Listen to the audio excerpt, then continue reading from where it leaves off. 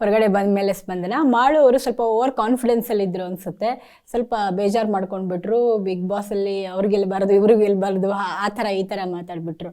ಅದು ನಿಮ್ಗೆ ಗಮನಕ್ಕೆ ಪೂರ್ತಿ ಇಲ್ಲ ಅನ್ಕೋತೀನಿ, ಬಟ್ ಕೇಳಬೇಕು ಅಂದರೆ ಮಾಳವರು ಫಸ್ಟ್ ಆ ಥರ ಇದ್ದವರು ಆಚೆ ಬಂದಮೇಲೆ ಯಾಕೆ ಅಷ್ಟೊಂದು ಅಗ್ರೆಷನಲ್ಲಿ ಮಾತಾಡೋ ರೀತಿಲಿ ಆಯಿತು ಅನ್ಸುತ್ತೆ? ನಿಜವಾಗ್ಲೂ ಸರ್ಪ್ರೈಸಿಂಗ್ ನನಗೆ, ಯಾಕೆಂದರೆ ಅವರು ಕಾನ್ಫಿಡೆನ್ಸ್ ಇತ್ತು. ಬಟ್ ಸ್ಟಾರ್ಟಿಂಗೇ ನಾವು ಜಂಟಿ ಇರುವಾಗಲೇ ಇಲ್ಲ ಅಪ್ಪಿ ನಂಗೆ ಗೊತ್ತು ನನ್ನ ಜನ ನಂಗೆ ಕೈ ಹಿಡಿತಾರೆ ಅಂತ, ನೀನು ಹೆದರ್ಕೋಬೇಡ ಅನ್ನೋರು. But at the same time ಎಲ್ಲೋ ಅವ್ರಿಗೆ ಸೆಕೆಂಡ್ ವೀಕದ್ದು ನಾನು ಹೇಳ್ತಿರೋದು, ಆವಾಗಲೇ ಅವ್ರಿಗೆ ಹೆಂಗೋ ಏನೋ ಅನ್ನೋದು ತಲೆಯಲ್ಲಿ ಇತ್ತು ಒಂದು ಸೈಡ್ ಆಫ್ ದ ಕಾರ್ನರಲ್ಲಿ.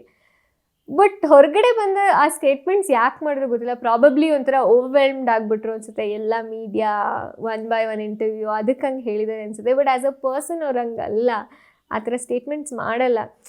ಯಾಕೆಂದರೆ ಮನೇಲಿರುವಾಗ್ಲೂ ಅಷ್ಟು ಓಪನ್ ಆಗಿ ಅಥವಾ ಏನೋ ಆ ಥರ ಯಾವ ಸ್ಟೇಟ್ಮೆಂಟು ಇದುವರೆಗೂ ಮಾಡೇ ಇಲ್ಲ. I think it was just overwhelmed, ಎಲ್ಲನೂ ಒಟ್ಟಿಗೆ ಬಂತಲ್ಲ, ಅದಕ್ಕೆ ಆ ಸ್ಟೇಟ್ಮೆಂಟ್ ಮಾಡಿದ್ದಾರೆ ಅನಿಸುತ್ತೆ. ಸರಿ, ಇವತ್ತು ಹೇಗಿದ್ರಿ? ಸಾಂಗ್ ಬಂದಮೇಲೆ ಇದ್ರ ಅಥವಾ ಅಮ್ಮ ಎದ್ದೇಳಿಸಿದ್ರ? ಆ್ಯಕ್ಚುಲಿ ಅಲಾರ್ಮ್ ಇಟ್ಕೊಂಡಿದ್ದೆ, ಸಾಂಗ್ ಬಂದಿಲ್ಲ, ಅದೇ ಒಂದು ಬೇಜಾರಾಯಿತು.